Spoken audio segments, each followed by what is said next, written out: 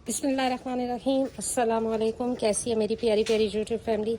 अच्छा जी, अभी रुकी बारिश और टाइम है जी असर का, और दिन को बारिश बड़ी सख्त किस्म की हो गई कि इंतहा, इतनी सख्त बारिश थी। और इनकी जगह मैंने धो दी क्योंकि छत गीला तो वैसे भी हो चुका था, तो मैंने सोचा कि यहाँ पर पानी वगैरह डाल के तो सही सफाई कर दी जाए। ये दोनों बाहर हैं और जुमन अंदर चला गया, और मुर्गियाँ जी ये रही। अभी इनका अंडा वगैरह देख लेते हैं। अभी मैंने सफाई सही से नहीं की क्योंकि मैं अभी छत पे आई, और 2 अंडे मैंने सुबह उठाए थे और 2 अभी मिल गए, यानी कि आज फिर चारों मुर्गियों ने माशाल्लाह माशाल्लाह से अंडे दिए। अच्छा जी, आज मैं आपको एक स्टोरी सुनाती हूँ अपनी, और उससे आपको पता लगेगा कि कैसे आपका एक जानवर आपके फार्म को ज़ीरो से हीरो बना सकता है। तो हुआ कुछ यूँ कि तकरीबन आज से 8 साल पहले, 7 से 8 साल पहले जब मैंने जानवर लिए, तो मैंने जस्ट बकरियां ली थी। एक बकरी थी, उसके साथ 2 फीमेल बच्चे थे, और एक और बकरी थी छोटी। अच्छा, ये फीमेल वाली जो थी ये राजनपुरी थी, और दूसरी जो थी वो जैसे कह लें जी कि मक्खी चीनी ब्रीड थी। देसी थी, लेकिन ये था कि ब्रीड की मैं बात बता रही हूँ। अच्छा, वो ये हुआ कि जी मैंने रख ली। मैं बड़ी खुश थी। मैंने समझा कि शायद बस अभी इसी तरह बच्चे लूँगी और आगे से ये होगा और वो होगा, जबकि मेरे पास बकरा नहीं था। तो करते करते ये हुआ जी कि टाइम गुजरता गया, और वो फीमेल जो थी वो भी बड़ी हो गई। अच्छा, मेरे साथ बड़ा परेशान मैं रही कि होता ये था कि जैसे ही मैं उनको खोलती थी तो वो इतनी ज़्यादा बदतमीजियाँ, यानी कि इस पूरे छत पे भागना दौड़ना और छलांगे लगाना शुरू कर देती थी। जबकि ये दीवार या ये कमरे उस टाइम नहीं थे, तो मुझे ये डर रहता था कि कहीं छलांग लगा के गली में ना पहुंच जाए, क्योंकि ये तीसरे छत पे मेरे जानवर थे, और वो इतनी ऊंची ऊंची जंप लगाती थी कि मुझे खौफ आता था। इस दीवार तक जंप लगा दिया करती थी चारों बकरियाँ। फिर मैंने एक लाहौर से बकरी परचेज़ की, जो इनकी माँ थी वो गबन थी। तो मुझे बड़ी खुशी थी कि चले जी, अगर मेल दिया तो चले घर का रख लूँगी। तब भी मुझे ये अंदाज़ा नहीं था कि ब्रीडर रखना कितना ज़रूरी है। अच्छा, उसने क्या किया जी, उसने भी फीमेल दे दी, जिसकी वजह से मैं फिर रह गई, मेल मेरे पास नहीं आया, और इस वजह से फिर जो है वो उन बकरियों का टाइम भी वेस्ट हुआ।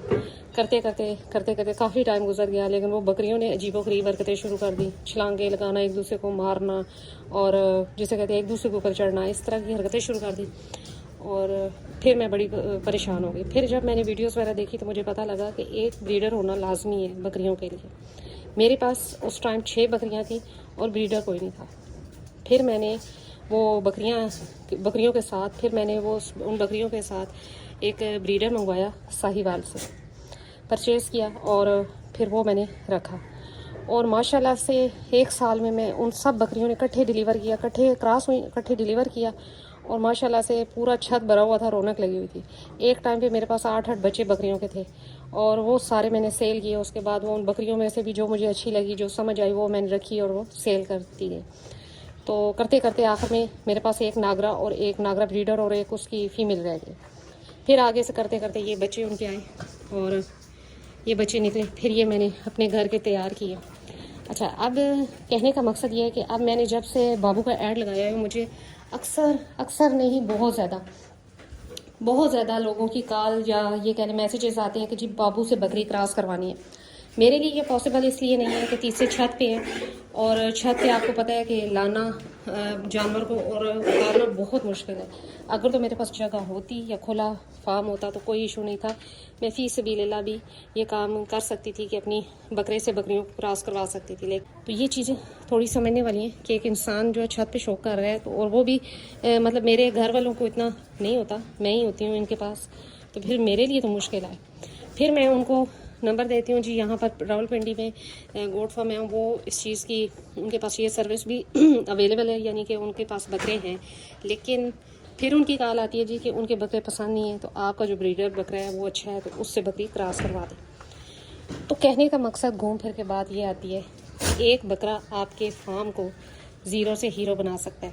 तो जो भाई भी न्यू शौकीन है, शौक करना चाह रहे हैं और 3 से 4 बकरियां लेना चाह रहे हैं, मेरा उनको मशवरा है कि बकरियां चाहे 2 ले लें, लेकिन बकरे पे कंप्रोमाइज़ ना करें। बकरा लाजमन रखें एक। अगर आप 4 बकरियां लेना चाह रहे हैं तो उनमें से कोशिश करें कि 2 बकरियां ले लें, और एक बहुत अच्छा सा बकरा ब्रीडर ले लें जो कि बकरियों के साथ रहे, उनके साथ घुल मिल जाए, तो आपको पता भी नहीं चलेगा और आपकी बकरियां क्रॉस हो जाएंगी, और वो उनका टाइम भी वेस्ट नहीं होगा और ना ही आपका टाइम वेस्ट होगा। तो जी बकरा होना ज़रूरी है।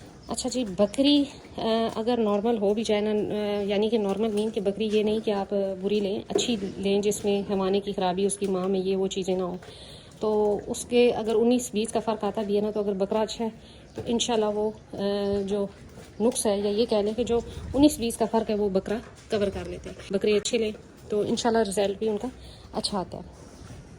फ़ीमेल भी अच्छी होना ज़रूरी है। अब आप ये कहें कि 20-25 हज़ार वाली एक नॉर्मल पट से आप इतने बड़े बकरे को क्रॉस करवाएंगे और जी उससे बड़े अच्छे बच्चे निकलेंगे, ये भी पॉसिबल नहीं है। अच्छी बकरी अच्छे बच्चों को जन्म देती है और आगे से उसका दूध भी ठीक होगा तो ही बात बनेगी। तो जी मुर्गियों ने आज दे दिए जी माशाल्लाह से 4 अंडे आज फिर, तो अल्हम्दुलिल्लाह अभी इनका साफ़ पानी रखना है। और जी बारिश बड़े मज़े की हो गई, अब बिल्कुल क्लियर हो गया आसमान और धूप निकल आई। हब्स है लेकिन ये है कि मौसम चले बेहतर हो गया। और ये माशाल्लाह से 2 दफ़ा खा चुकी है और वो देखे तीसरी दफ़ा भी तकरीबन ख़त्म कर दिया। अच्छा, एक और सवाल मुझसे बार बार पूछा जा रहा है कि आप क्या फ़ीड दे रही हैं, तो मैंने शुरू से बताया हुआ है कि ड्राई फीड पे हैं। टोटली मेरे जानवर ड्राई फीड पे हैं। लूसन है और घर का बना हुआ वंडा होता है जो कि मैं इनको देती हूँ। तो जी घूम फिर के बात वही आती है कि आपके फार्म को या आपके शौक़ को ज़ीरो से हीरो बनाने वाला आपका लिया हुआ अच्छा सा बकरा है, जो आपके बकरी के शौक़ को आगे भी लेकर जाएगा और अगर आपने फार्म खोला है तो उस फार्म को भी कामयाब बनाएगा इंशाल्लाह। तो लिहाजा अगर 5-6 बकरियों वाले शौकीन भाई हैं तो उनको चाहिए कि एक बकरा लाजमन रखें और खोल दें उनको बकरियों के बीच में एक आध बकरा। तो उससे ये होगा कि बकरियां भी मानूस हो जाती हैं, बकरा भी उनके साथ मानूस हो जाता है, तो कोई टाइम वेस्ट नहीं होता। हाँ, जिस दिन अगर ये समझ लें कि आपने बकरियां क्रॉस नहीं करवानी और कोई हीट पे आ गई है तो आप बकरे को लैदा कर सकते हैं। अच्छा जी, फिर बात आती है कि मस्नूई नस्ल कशी भी की जा रही है, लेकिन उससे ये है कि जी बकरी के चांस बहुत कम होते हैं कि वो गबन निकले कि ना निकले। और सबसे बड़ी बात यह है कि डॉक्टर का एक्सपीरियंस वाले डॉक्टर का होना लाजमी है और काफ़ी एक्सपेंसिव भी पड़ता है ये काम। तो लिहाजा अगर आप एक ब्रीडर बच्चा अच्छी क्वालिटी का ले लेते हैं, बहुत अच्छी क्वालिटी का, तो उस पर थोड़ी सी मेहनत करके थोड़ा सा टाइम लगाते हैं तो आपके घर का ब्रीडर तैयार हो सकता है। तो मेरा जो मशवरा है शौकीन भाइयों को यही है कि जी अपना बकरा लें, वो रखें। एक तो कुदरती तरीका है अपने जानवर से बच्चे लेने का और सबसे बड़ी बात यह है कि एक्सपेंसिव भी नहीं है। अगर आप बचपन से उसको पाल रहे हैं तो कोई इतना इशू नहीं है, जानवरों के साथ अटैच हो जाता है। अच्छा, सिर्फ एक मसला आता है कि जिन दिनों में बकरी हीट पे आए तो एग्रेसिव हो जाता है, उन दिनों में आप बकरे को लैदा कर सकते हैं, बाकी कोई इशू नहीं होता। लिहाजा अपने फार्म पे अपने शौक़ के लिए या अपने कारोबार के लिए ब्रीडर बकरा लाजमन रखें। तो जी आज यही थी मेरी छोटी सी स्टोरी अपनी बकरियों की और छोटा सा मशवरा कि अपने फार्म पे ब्रीडर लाजमन रखें एक आध, ताकि आपका फार्म ज़ीरो से हीरो बन सके, चाहे शौक़ है चाहे फार्म है।